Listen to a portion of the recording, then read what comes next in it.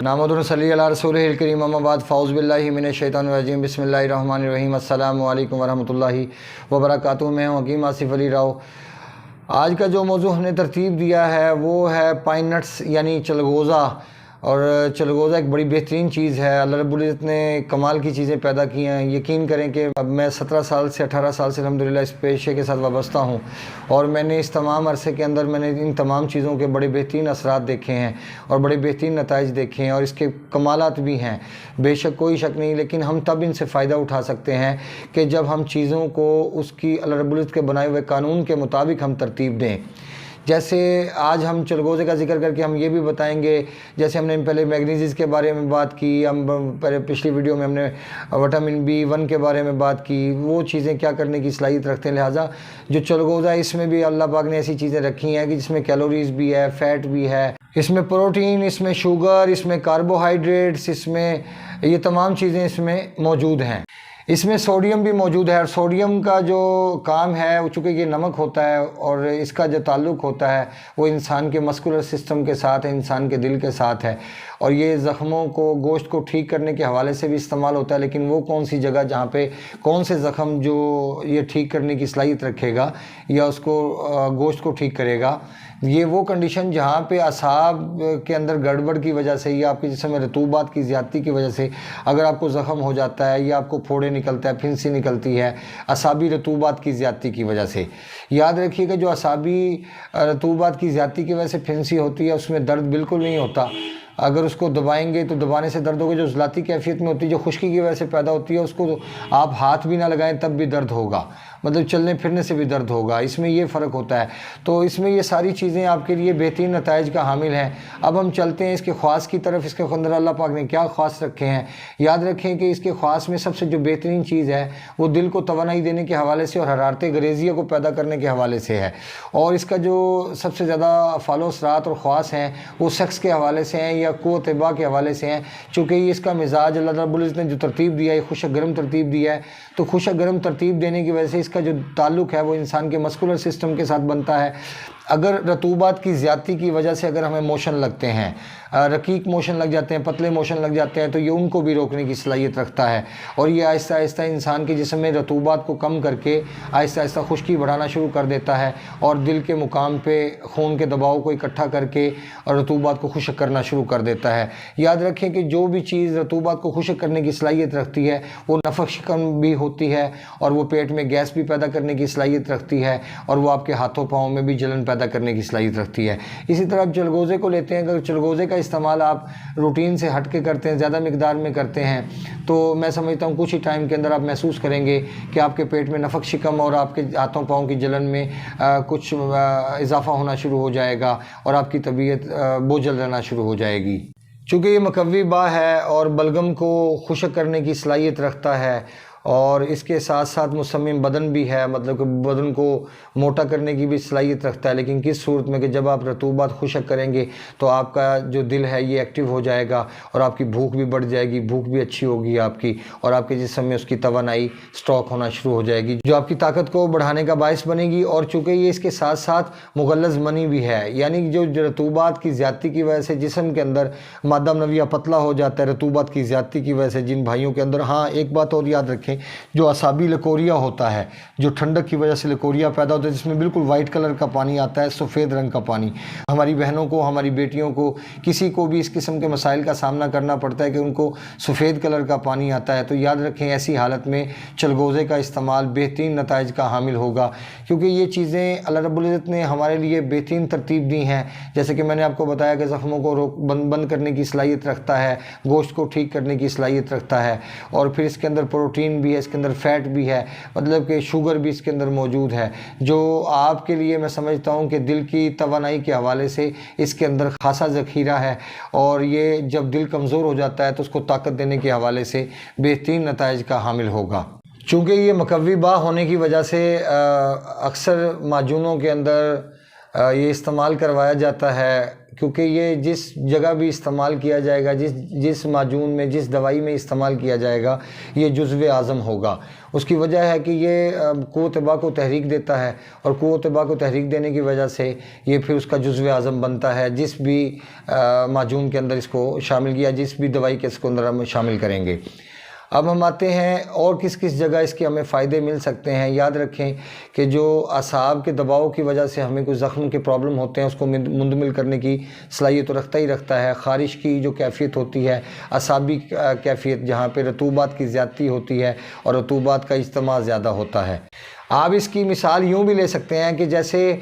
Sugar type 1 کا مریض ہے۔ شوگر ٹائپ 1 کا مریض جب اس کے جسم کے اندر رطوبات کی زیادتی ہونا شروع ہو جاتی ہے، مسلسل پانی بڑھنا شروع ہو جاتا ہے، اور پھر آہستہ آہستہ اس کا یورین اس حد تک بڑھنا شروع ہوتا ہے کہ وہ 1 گلاس پانی پیتا، 2 گلاس باہر نکلتا ہے، تو ایسی حالت کے اندر بھی جو اس کا استعمال ہے، چلغوزے کا استعمال، یہ بڑا زبردست نتائج کا حامل ہوگا۔ اس کی وجہ یہ ہے کہ یہ زخموں کو منجمد کرنے کی صلاحیت رکھتا ہے۔ یہ کون سے زخم جو اعصاب کے دباؤ کی وجہ سے پیدا ہوتے ہیں، نہ کہ عضلات کی دباؤ کی وجہ سے۔ اب دوسری جگہ کہاں اس کا استعمال کریں گے؟ ہم اس کو استعمال کر سکتے ہیں جو لیفٹ سائڈ کا فالج ہوتا ہے، جو بائیں سائڈ کا فالج ہوتا ہے، اس کے اندر ہم اس کو استعمال کر سکتے ہیں، کیونکہ اس نے جسم کے اندر رطوبات کو خشک کرنا ہے اور دل کے اوپر دباؤ کو بڑھانا ہے، تو لہٰذا یہ بائیں فالج کے حوالے سے بھی کام کرے گا۔ اور مناسب مقدار میں کھلانے سے یہ بھوک کو بڑھانے کی بھی صلاحیت رکھتا ہے۔ کیسے صلاحیت رکھتا ہے؟ چونکہ رطوبات کی زیادتی کی وجہ سے انسان کے جسم میں بھوک کم ہو جاتی ہے۔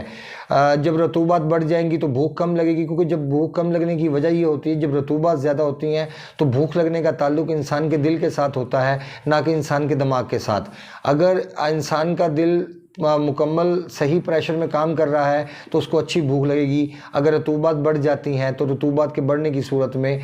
کبھی بھی بھوک صحیح نہیں لگے گی، اور آپ کوئی بھی چیز کھائیں گے تو وہ آپ کو ہضم ہونے کا ذریعہ نہیں بنے گی، بلکہ وہ آپ کے اسٹمک میں رکنے کا ذریعہ بنے گی۔ کیونکہ جب رطوبات کی زیادتی ہوتی ہے، ایسی حالت میں ہم دودھ کا استعمال نہیں کر سکتے، ہم کیلے کا استعمال نہیں کر سکتے، ہم مکھن کا استعمال نہیں کر سکتے، ہم دہی کا استعمال نہیں کر سکتے، ہم پستے کا استعمال نہیں کر سکتے، مطلب خوبانی کا استعمال نہیں کر سکتے۔ جب بھی رطوبات کی زیادتی ہوگی، ہم میٹھے کا استعمال نہیں کر سکتے،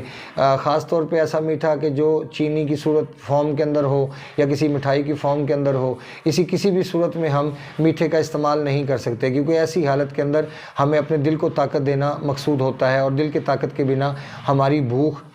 نہیں بڑھ سکتی، اور جب تک بھوک نہیں بڑھے گی ہمارے بہت سارے مسائل ہیں جو حل نہیں ہوں گے۔ جیسے اگر بھوک نہیں بڑھتی تو بھوک نہیں بڑھے گی تو پھر آپ کا جسم فربا کیسے ہوگا، آپ کا جسم موٹا کیسے ہوگا، آپ کا جسم کے اوپر خوبصورتی کیسے آئے گی؟ چونکہ اس کا تعلق انسان کے مسکولر سسٹم کے ساتھ ہے، لہٰذا یہ دل کے اوپر دباؤ بڑھانے کی صلاحیت رکھتا ہے، تو لہٰذا اسی حوالے سے یہ پھر دل کے پٹھوں کو قوت اور طاقت بخشتا ہے۔ اگر ہم اس طاقت کو دیکھیں، اس فعل کو دیکھیں، تو یہ بھی بے انتہا شاندار ہے، کیونکہ جب ہمارے دل کے پٹھے کمزور ہو جائیں گے تو اس سے پھر ہمیں بہت سارے مسائل کا سامنا کرنا پڑے گا، نفسیاتی حوالے سے بھی اور ہمارے سیکشل مسائل کے حوالے سے۔ اگر ہماری بہنیں کھڑی ہیں اس پوزیشن کے اندر تو ان کو پیریڈ کے مسائل کا سامنا کرنا پڑے گا، ان کے جو رطوبات کی زیادتی کی وجہ سے جو پیریڈز ہیں وہ سلو ہو جائیں گے، وہ رک جائیں گے، اور جب رک جائیں گے تو پھر ایسی حالت میں چلغوزے کا استعمال پیریڈز کو جاری کرنے کا سبب بنے گا۔ پھر اس طرح ہم دیکھتے ہیں جو لقوہ ہے، ریشہ ہے۔ ریشہ کون سا؟ جس کے اندر انسان کے ہاتھ پاؤں کانپنا شروع ہو جاتے ہیں یا ہاتھ ہلنا شروع ہو جاتے ہیں۔ میں اس ریشے کی بات کر رہا ہوں، اس ریشے کی بات نہیں کر رہا جو ہمارے ناک یا ہمارے منہ سے خارج ہوتا ہے، جس کو ہم بلغم کہتے ہیں۔ یاد رکھیں کہ یہ اس بلغم کو بھی ختم کرنے کی صلاحیت رکھتا ہے، اس رطوبات کو بھی، کہ جو ناک کے ذریعے چھینکوں کی صورت میں ٹھنڈا پانی آتا ہے، اس صورت میں بھی اگر آپ چلغوزے کا استعمال کرتے ہیں تو یہ بھی بہترین نتائج کا حامل ہوگا۔ تو میں سمجھتا ہوں کہ یہاں کتنی ساری صورتیں ایسی جو آپ کو ڈسکس کی گئیں کہ جہاں پہ ہم اس کا استعمال کر کے ہم اس سے فوائد حاصل کر سکتے ہیں۔ اور چونکہ یہ جسم کے اندر رطوبات کو خشک کرنے کا سبب بنتا ہے، اس لیے یہ لیکوریا اور اس سے جڑے ہوئے جتنے بھی مسائل ہیں یہ سب کو حل کرنے کی صلاحیت رکھتا ہے، کیونکہ جیسے ہی آپ کا نروس سسٹم آزاد ہوگا دباؤ سے اور آپ کا مسکولر سسٹم دباؤ میں آئے گا تو اس کے ساتھ ہی لیکوریا اور لیکوریے سے جڑے ہوئے جیسے بھی معاملات ہیں، جو رطوبات سے جڑے ہوئے معاملات ہوتے ہیں، جیسے بلغمی کھانسی، بلغمی دمہ یا اس قسم کے مسائل ہیں کہ جیسے ہم کہتے ہیں کالی کھانسی، ایسی حالت میں بھی اس کا استعمال بے انتہا فوائد کا حامل ہوگا۔ چونکہ اگر ہم بات کریں اس کے فوائد کے حوالے سے تو میں سمجھتا ہوں کہ ہمارے جو